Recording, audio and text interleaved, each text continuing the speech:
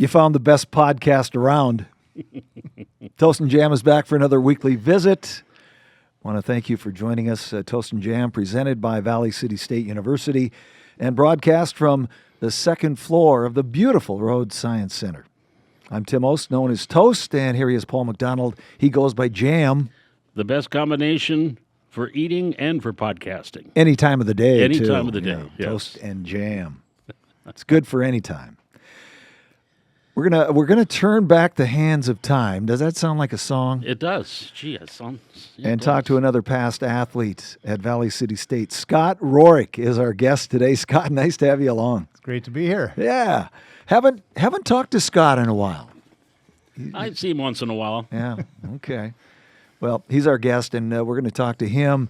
Before we do that, let's get a quick update. You said you didn't have a whole lot on this one. Update for sports. What do you have? Obviously local. We're still, we're in the holding pattern, getting the spring sports. There's just starting. Softball wasn't University of Jamestown at the Nelson Family Bubble this past weekend, Highlander softball, and dropped a couple of games here on Saturday. Baseball was supposed to play Carrington on Thursday. That game has now been postponed. Gee, I wonder why. So we'll be getting those spring sports started here. Of course, Buff Murray coaching the boys golf team this year. Seth Soderholm, head baseball coach. Autumn, I got to remember Torbenson now. Autumn Torbenson, the head softball coach, and of course Trevor Bacalar, the longtime former Viking footballer, yes. Hall of Famer, as a matter of fact. He, of course, coaching the track team, and they'll get things started here. They've been doing some indoor events. They've had about 3 or 4, I think, indoor meets here, but the outdoor season, they were supposed to have a girls' meet today, I think, and that's already been postponed, and junior high was supposed to go have an outdoor meet at Hannah at Dakota Bank track on Thursday. That, too, has been postponed. Viking athletics, baseball, they were at Bellevue this past weekend. There's a reason why Bellevue is ranked number 4 in the country. They're a good team. They had one gentleman that had 5 home runs in the 4-game series. One gentleman had 3 home runs in one game.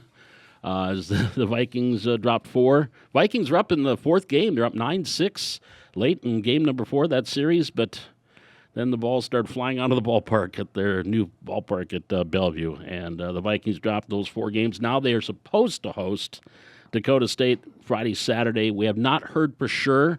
They were supposed to play Bismarck State today. That game has already been canceled. We'll find out about their Dakota State series here coming up later today or tomorrow. Of course, just watch VCSUVikings.com.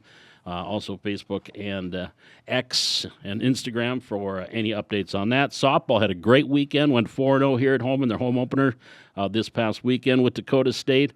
And Maddie Hazelton picked up a couple of wins and a save, and she got pitcher of the week for the Frontier Conference. And also Kylie Bannard, sophomore. She had 3 home runs in the last game of that series, and we're thinking that's the first time ever in Viking softball that 3 home runs been hit in one game. And she had 4 for the weekend. She got player of the week, so we swept the player of the week honors in softball on the Frontier. They're 6-2 now in conference play, and they have postponed their games already for this week at Bismarck State. They will play next, I want to say Monday the 6th and Wednesday the 8th. They'll be out of Bismarck for 2 games each day, and then they're supposed to be home against Mayville on Tuesday. That was supposed to be Tuesday the 7th, and that's been moved. Again, just go to our website at VCSUVikings.com. Websites are like an Etch-a-Sketch. You just shake them and they change up, and then you got to just, re-put things in. Track is off this week. They'll be back at it here coming up next weekend. They've got a couple of meets here next weekend. We'll talk about that next Tuesday, but they are off this weekend. That is an update. I know I said I didn't have a lot, but things kept coming into my head as I was talking. I don't know how you keep the dates straight, but you do. Well, and it's I try. Amazing. Well, other sports, quick like UND Fighting Hawks, front seat of sports in North Dakota. They're at the Frozen Four. Man, did they play a weekend of hockey last weekend. There was no doubt in any of it. And it was funny. I don't know if you watched or listened to the ESPN announcers. They were surprised at the number of UND fans that went to Sioux Falls. Really? Why? Why would that be a surprise? Why is that that's not knowing your area. Well, that's it, too. It's just a drive down I-29, yeah, and it's pretty easy. Exactly. Well, they'll take on Wisconsin, kind of a surprise team in the Frozen Four as well. NCAA Final Four for men and women this weekend. In the men's, it's Michigan, Arizona. and Illinois Yukon. Any pick there, Scott? Do you have a pick on that one? Are you good at picking these? Absolutely not. I don't watch it until March Madness gets here. So Exactly. it was quite an ending, though, to the Duke UConn game. Oh, yeah. Man, I feel bad for those kids. I got some kids at school that are Duke fans, and they're just hanging their head on Monday. and all the kid for Duke had to do is just hang on to the ball. Yeah. He didn't have to throw it. No. It's easy to say now. Yeah, it is. Exactly. It is. Hindsight. You're not really thinking that. Yeah. No. When it's happening. The women, UConn will play South Carolina, I believe. Yep. UCLA will take on Texas. Okay. Major League Baseball underway. Twins are off to a 1-3 start. There's some hope. There is. It's a young club, new manager. They're just getting used to everything. But I saw a statistic, not a baseball statistic, a poll where this one company polls all of the fan base in each major league city. Okay, I'm afraid where this is going. and it is like how presidents get approval rating. Oh, Okay, this was what percentage of people have optimism for your ball club for this year. Dead last in the major leagues. 4.3% of Twins fans feel they're optimistic about their team this year. That was dead last. You wonder where that was in 1987, though, too, because Well, exactly. Yeah. nobody thought the Twins were going to go to the World Series in '87. 5 years prior to that, they lost 102 games. Right. It's like, come on, people. You Be just patient. never know. No, you don't. And we've got some. It's the guys that have been there for a while that need to step up now. It's the Buxtons, Yeah. the Royce Lewis, those people, Wallner, Yeah. Larnick. It's their time. Yeah, you got Josh Bell, a veteran who Right. came in because he played for Shelton at Pittsburgh, so he knows manager Shelton. So, yeah, Pitching is still a big question. Always. it is for any team. Yeah, it is. Okay. That's some of the sports going on. As we celebrate 100 years of athletics at Valley City State, we like to talk to some of the past athletes. One of those today is Scott Roehrich. Played football. Did you play baseball too? I played baseball one year. Okay. And then I realized I didn't like spring baseball in Valley City. I wonder why. It had nothing to do with the people. It was just the weather. The It was just weather. You can't play baseball in that stuff. It's really hard. I know even playing softball when we'd start in May, there were always iffy dates in May to play softball. Oh man, I'm not ready for that. Well, first of all, Scott, let's talk about where you grew up, where you went to school as high school, and all that good stuff. Well, not much to say. I grew up in Valley City Yeah, here. you didn't go far. That wasn't a trick question either, And it's kind of interesting because this has been home for me for a long time. Went to school here. Then I had an opportunity to play football. Jim Dew gave me an opportunity to come down here and play, which I'm very grateful for because I didn't even think about that prospect of playing. So I was grateful for the opportunity. And then I got done, went to school here, got double major, double minored. To be a teacher, I went to school for about a year and a half without knowing what I was going to do with my life, which I don't think is terribly uncommon. And I think I keep telling people I'm still trying to figure out what I'm going to do when I grow up. But that's all right. I'm thinking the same thing. So, on the side, I had an opportunity. Had a great time here at Valley City with the athletics, but also just the people. Just a great university. People that care. It's amazing to me that I'm still seeing Dave Bass running around this college campus. But anyway, then got married. Karina Roehrich, who was Karina Bjornson at that time, she went to school here too, and so we decided that. Well, I wanted to spend the rest of my life with her, and she said, "Okay, I will do that with you." And I thank her all. Yeah, I thank her all the time. I said for picking me. But anyway, so we decided. We wanted to go teach, and we were thinking about a couple out-of-state places like Colorado is always a beautiful place. Minnesota, I think at the time was a place that we thought would be a great place, and got an opportunity in Colorado. So it was a little bittersweet because this was home for us, but we took the opportunity, went out there for 4 years, and I think it was good for us as a couple. I know I'm probably going farther than you want me to. No, it's all right. But, we realized when we were away from Valley City what a great thing we had. Yeah, And we yeah. missed our family, and so we looked for opportunities to get back closer to Valley City. We took the opportunity to go to New Ulm, Minnesota for 1 year. And then when Randy Stites, some of you guys maybe remember Randy, Yep. Great math teacher, he decided to retire, and job opened up, and I came back for my 10-year reunion, and I interviewed for a position at the same time, and they offered it to me, and we decided to come back. And so we've been back in Valley City now, been teaching. I taught math for 23 years. I'm in my 12th year, I think, teaching PE. I did some football coaching and raised some kids, and now I'm a grandpa, and life is good. So let's back it up just a little bit here. We got a nice summary there, but let's turn it back just a little bit. What or who turned you on to football? I don't know. I think Growing up, I always liked the game of football, but I went to St. Kate's for a while. I don't know if a lot of people knew that. And St. Kate's, a lot of their activities, they had basketball, I remember, for us way back then. But football, if we got involved in that, we had to go play with Jefferson. And so I remember playing flag football with the Jefferson kids, even though I played baseball, obviously, in the summer with all them guys. I don't know who turned me on to football, because in high school, baseball was my favorite sport in comparison to football.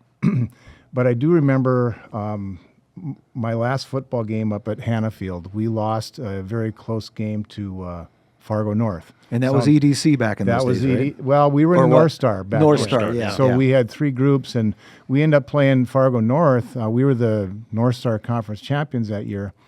And so we hosted Fargo North. We were up 14-0 at halftime. Life was good for us. Made a few mistakes in the second half, and they were platooning the first half. The second half, they didn't. And you could tell, because they were a different team than we were the second half. But they got some breaks. We lost the game, and I remember crying in the locker room afterwards. And I remember Ron Burcham. I don't remember, Ron's been passed away quite a while like ago. 91, 92, I think, is when he passed. Right, yeah. and so I remember him coming up and talking to me in the locker room. He said, "Have you ever thought about playing college football?" And I said, "Well, no, not really." He said, "Well, you should think about it." And I still remember that conversation to this day. So I'm very thankful to my coaches at that point. But then Jim Dew actually came and talked to me about playing, which, I was 165 pounds playing middle linebacker. Who's going to want me? But Jim Dew was very instrumental. He was a hometown guy. I played baseball and football with his son, so he was at all these games. Maybe he thought that I could do something. So Who's the high school coach back then? Art Head Goff. coach, Art Goff. Yeah. Okay. Yeah, he was a great man, and we loved playing for Art Goff. I know Art kind of had a persona to him, but we loved playing for the guy, and he had a tremendous sense of humor if you ever had a chance to sit down and visit with him. So, and that's something I really appreciated after I was done playing. Yeah. When I got to teach with him and got to just visit with him on an equal level. So. Isn't it funny how you go through high school and football and you cuss those coaches while you're... I didn't dare do it anywhere near him. But then afterwards you go, man, you know what? I grew up around him, Yeah. and he made me grow up. Yep, he did. And football's like a game of life, Yeah. and that's what it's all about. Yeah. But, so many good coaches that leave an impact on players through high school. What position, then, did you play in college? I played corner. Okay. Okay. So I had to go from, being ready to step forward and plug the hole a lot to being able to play pass first. And that took me a little bit to kind of get used to that, because I always had that instinct to want to go make a play. Well, you know what? I'm out on the edge, and I'm going to be one of the last guys that's going to make a play on some of those. But, that's what I did. So what years did you play? 86 through 91, 89. That would be 89. Okay. I had a chance to student coach my last year. I went 5 years, and I was very grateful for the experience of student coaching as well. So, Well, the Vikings had some very good football teams back then. You want to talk about that? sure. It was a Darren Lowe show. Okay. And Tyler Schlecht. We had some really good athletes, and Jim Dew, and just to see how things have changed with athletics, Coach Dew was the head baseball and the head football coach at the time, which I think you guys probably remember. And so he tried to recruit a lot of baseball, football guys. that were pretty decent. And, whether I fell into that mix or whatever, I don't know, but they certainly did because they were very good athletes. And so, Dickinson was the team at the time. Yeah. I remember we beat them our junior year for the conference championship, but every other year it was just hard getting past Dickinson because they were so solid. So, yeah, it was a blast. The Hank Bijou era. Yep. It was a tough one to get through. And to know that Hank and Jim were such good friends was kind of funny. Best man at Jim's wedding, I believe. Absolutely, yeah. Yep. That's crazy. Both Mayville State. Both Mayville State, right? Yeah, Grads? I think so. Yeah, I think Jim so. do I know and Jim was. Hank. Yep. Yeah. Yep. Okay. Now let's talk about the coaching thing. Was coaching always on your agenda? Did you always want to coach again? It certainly wasn't for that year and a half when I didn't know what I was going to do. But it kind of came to I was coasting in high school or college. I'm gonna be honest with you. I mean, my grades weren't bad, but they weren't what they could be. I think a lot of us went through that whole thing. Yeah, and my story revolved around my. We were on quarters at the time. The winter quarter, I took calculus and I got a C in it in the fall. And I was thinking I like math, so I'm gonna try this, but I didn't put forth any effort. And then winter quarter, I said, you know what, Roehrich, let's take calculus one more time, but you know what, you're gonna say no to some of the social life and some of the social activities. If there's dances and any of that stuff going on, you got a test the next day, you're staying home. You're not going to those things. So I just kind of made a decision to do that to see what would happen. And it really kind of changed the course of my life because I saw that I could do very well. My grades showed it. And it was like, okay, now I know what I'm going to do. I'm going to be a math teacher. I liked school in high school. I want to go into secondary. I liked physical education, like sports. And you can kind of see, and then so I got a computer science minor, PE major, math ed major, and a coaching minor because all the classes that overlap just seemed to make sense. And so When did you start coaching Valley City High School? Head coach. Head coach was 2007. Okay. Yeah. And then the next year, the big year, 2008. Yeah. Wow. That was quite a jump. You had quite a team. It was loaded. We had kids. I mean, absolutely. Yeah. And I thought I had a good group of coaches to work with too. And, it was so fun because I got to work with those kids in ninth grade when I was a ninth grade coach. And one thing that just stuck out to me with that group of kids is they were very resilient. Nothing bothered them. It didn't matter if someone made a play on them or scored on them. They just kept plugging along. And they did the same thing all the way through everything. So the credit goes to those kids. I mean, they were just a great group of kids, and the ones behind them, they led the way, and the rest of them just picked up where they were going to. So. Is that the team that stands out the most? Or I know you had a lot of good teams over the years. There's no doubt. I mean, you got the state championship game. The one team I think too about. I don't know if we would have won it, and I don't mean any disrespect. I really thought we were a really good team that year, but it's who's best on that day when it comes down to it. Ask the Vikings. The Viking fans, the Minnesota Vikings. They had great teams, but whoever plays well that day. And my 2019 team, I know was a pretty good group of kids, and Hillsborough was really good that year, whether we would have gotten to beat them or not. But I thought we had a chance to get to the state championship again with that group. And your boys' 2010 season, they beat Bismarck St. Mary's, the number one team in the West. Right. And then, of course, we had to team up with Shanley. Yeah, and they were loaded. They were, and but that was another team I give a lot of credit to too, because we switched some things up offensively, just to suit what we thought were the strengths of the kids that we had. And your son was just an athlete. He made plays.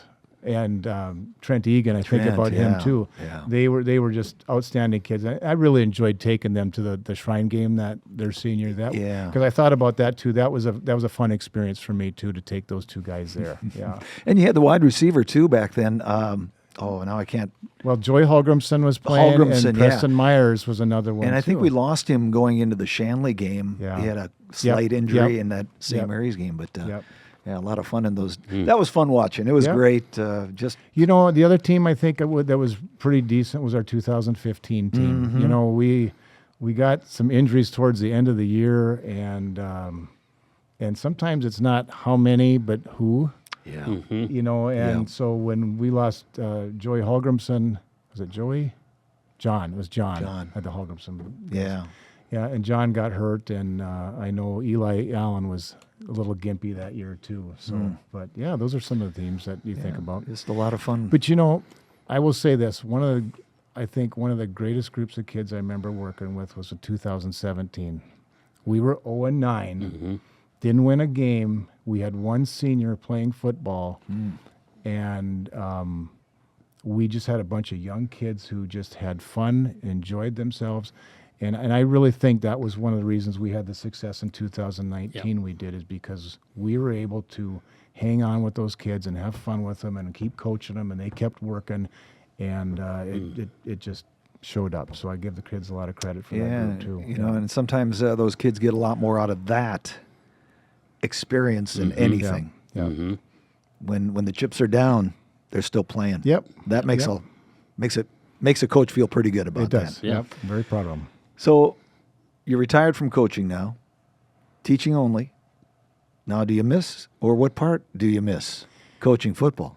The part of it that I miss is the close relationships you had with kids. I mean, you do a lot with them. You weather a lot of storms together. You pat a lot of kids on the butt. You do a lot of encouraging when things don't go well. You celebrate with them when they celebrate. You just don't have that time, you know, like you did before. I will say the benefit of it has been me just kind of reintroducing myself to my wife and my family, and I've really enjoyed that. And I think, you know, when you start talking about, you know, your kids and your grandkids, it was time. And I told people it was time for me. I just felt like my tank was empty. You know, it was empty. Yeah, So, yeah, and then you know, yeah. you know that. Yeah. So, what's the plan? I mean, you've got how many years of teaching left? Well, I keep telling people anywhere from 2 to 4. Okay. You know, for a lot of us public educators at 60 years old, well, that's going to be in 2 years. But Karina probably will be teaching a little bit longer, so maybe I'll go to 62 when they say Social Security is supposed to come alongside. But I don't know about that stuff yet. I haven't looked at it, so I got some looking to do. But you know, it's just nice to be able to have the flexibility to do some things maybe that you haven't done. And we've got family, kids down in Arizona. We've got kids over in Fargo, and it's a lot of fun to be part of their lives, and they're okay with you being part of their lives. So, yeah. Let's go back to Valley City State again. You've seen a lot of change over the years here in Valley City. It seems like you turn around and something else is happening here at the college, Right. and it's all positive. Absolutely. Well, I think it goes to the credit. A lot of it goes to the leadership that's been here at Valley City. And you know, one thing that I've noticed as a football guy and following the Vikings and stuff, I give so much credit to Dennis McCulloch and why can't I think of his first name? Horner. Greg. Greg. Thank Greg you. Horner, My yeah. goodness. Sorry, Greg. That's all right. It's an age thing. Yeah. You'll understand. No, I do understand.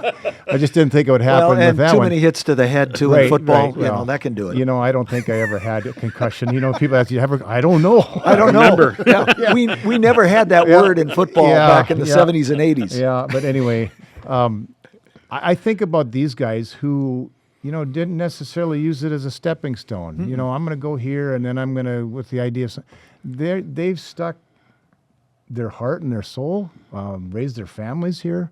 Yeah. And I think that, to me, just speaks volumes, not only for them as individuals, but just for the culture that Valley City State has. So, You mentioned Coach Goff that you played for. I believe you coached under Coach Dave Corwin. yep. And then you played for Coach Dew. Did any of those coaches, did you take any of their philosophies into the Scott Roehrich philosophy and maybe use some of what you learned from them into your coaching? Well, I don't think it's something you purposefully do all the time. I think a lot of it is, I just kind of feel like our life sometimes is like an assembly line. And there are people along the way as we make that, journey that are adding to us little by little. Sometimes you see it, sometimes you don't see it. But I would say absolutely. You take a little bit of everything. And some people say your best coaches are the best thieves, because they steal stuff from everybody else. And what's one thing I appreciate about the coaching community is the very giving part of that, where most coaches are willing to sit down and talk X's and O's or anything with you. It's not like I've got this secret thing I got to keep to myself and I can't share it with you. I mean, I understand there's some things, but most times that I've dealt with most of the football coaches, they've been very willing to just sit down and let's make the football game better, and the coaching better. So the best ideas are stolen. Yeah, exactly. Just ask Merton Burrow. But you look in 2019 with that crew. Was that the first year that BCN came over? Yep. And I think Max Fair was running back on that team. So you had Fair and you had Tate Sufcool. I think he was your quarterback. But you had some talented specialty players on that team. Riley Gerhardt holding down the defense. Yeah. And we gained some really good athletes from BCN that year. Not the other one is Landon Hansen was one of our linemen, and he was an all-state lineman. And you talk about a guy that could move some people, a road grader, man. He was it. And I know we had a Braden Christensen. Nasa. Oh, yes. It's Miley's brother, Miley's older brother, I believe, Christensen. We had a couple Christensens on. One was a linebacker, played for us alongside Riley. I mean, those guys, we had a really good group of kids. And you know what? Running the football was really our thing. Avery Benefeld, a kid who had a great athlete from Valley City who hadn't played for a couple years, as I'd come out and play some football.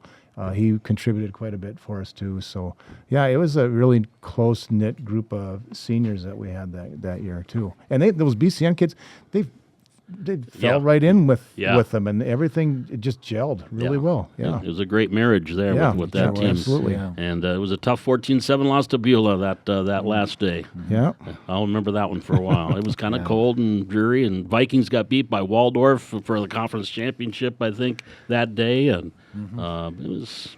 Another team I thought about as you're bringing up is our 2012 team. We didn't have, I would just say I didn't feel like we had any stars on the team, but we had a bunch of good, solid, hard-nosed kids that loved playing football. Taylor Lentz was part of that team, and Jim, Brandon Breckheimer, some of those types of kids. They were just tough, hard-nosed, great kids, and we lost a tough one up in Grafton in the state semis that year too. I think it was 14-6 or 12-6, something like that. But Grafton was really good, and we just. I was going back to that 2011 too, playing Shanley. McGovern played in the NFL. Yeah, big lineman. My gosh, he owned the line. And he was 275 in high school. And he was something. And to think that our kids are playing with a couple pro football player. Exactly. That's crazy. Well, Scott, you and Karina have been a real staple for Valley City Public Schools. Greatly appreciated, and keep up the great work, and all the best in the future. Well, appreciate it. Thank you guys for having me on. It's kind of funny that you called me. I'm thinking maybe I got to be peanut butter if you're jam and you're toast, but. Well, we can make that work. We could, exactly. I like the analogy there. I like that. Yeah, no kidding. Well, today in sports history, Tuesday, March 31st, on this day, 1906, Intercollegiate Athletic Association of the U.S. is founded to set rules in amateur sports, becomes the NCAA in 2010. Where is that going to go? Where is NCAA going to end up? I wonder, with what's going on today. It's crazy. So, Scott, if you got an offer, you got the phone ringing on, you're playing your freshman year at Valley City State, and you get a call from the University of Minnesota saying, hey, I got $1 million for you to come play. What would you do? I don't know. It's one of those things that, I don't know what I would do in that situation. Yeah. But it's happening. It's unbelievable to even think that that's where college athletics is, and I probably got a couple $100 from Jim Dew. He wouldn't have had to even given me the couple $100 Right. just for the opportunity to experience what I did. Yeah. So, On this day, 1974, golfer Lee Trevino goes bogey-free for 4 rounds as he wins the Greater New Orleans Open by 8 strokes over Bobby Cole and Ben Crenshaw. Bogey-free. That's my middle name, Bogey. 1975, 37th Annual NCAA Men's Basketball Championship. UCLA beats Kentucky 92-85. 10th title under John Wooden, who had announced his retirement 2 days earlier. 10 championships. Don't know if that'll ever be matched. No. On this day, 1984, if you're a hockey fan, Mike Bossy becomes the first player in the NHL to record 7 straight 50-goal seasons. That's another one. Mm-hmm. Scores 50th and 51st of the year in a 3-1 Islanders win at Washington. And on this day, 1994, Chicago White Sox assign former NBA superstar Michael Jordan to the Birmingham Barons of the Class AA Southern League, and then he returns to the NBA 1 season later. So, One other happening, speaking football, Yeah. on this date in history. It's a sad date, but it's happened on March 31st. Knute Rockne passed away in a plane the crash. plane crash. On this date. It was March 31st, 1931. Notre Dame. Notre Dame head coach. Yeah. Birthdays today. Gordie Howe, born on this day, 1928, Canadian Hockey Hall of Famer, passed away in 2016. He's from Saskatchewan. Born on this day, 1950, he's 76 today. Ed Marinaro, Minnesota Viking, Hill Street Blues, that's where I remember him the most. Played for the Jets. Played for the Jets, too. I think he's from Harvard. I think he was a Harvard graduate. Born in New York City. Yeah, I believe he was a Harvard graduate, I think too. he was. Born on this day in 1962, John Taylor. He's 64 today, wide receiver, 3-time Super Bowl winner, 49ers. Other birthdays today, Al Gore is 77. Actor Shirley Jones is 91. 91. Angus Young of AC/DC is 70 today. Those old rockers are getting older. Talk about they're now in rockers. Well, they are. Rhea Perlman of Cheers is 78. And Lady Gaga with a birthday today is 40. 40, the big 4-0 for Lady Gaga. I know you listen to her music all the time. A couple of tunes once in a while, not. We're going to slip into our joke of the day today from the Grandkids? granddaughters Yeah. in Minot. Got one for you as it's spring. Yeah. Okay, so how excited was the gardener about spring? How excited was the gardener about spring? I got last week's, but this one's got me. Okay. So excited, he wet his plants.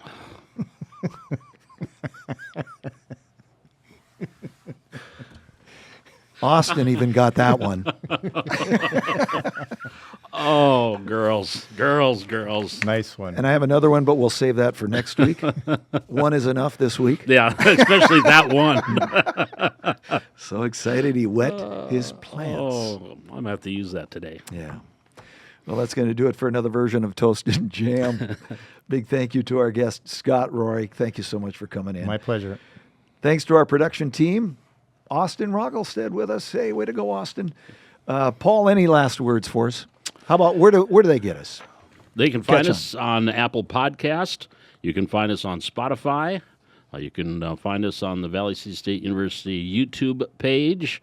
And again, when you go to these pages, subscribe, like it, so you know when a new episode comes your way. ToastandJam.com is another place you can find us.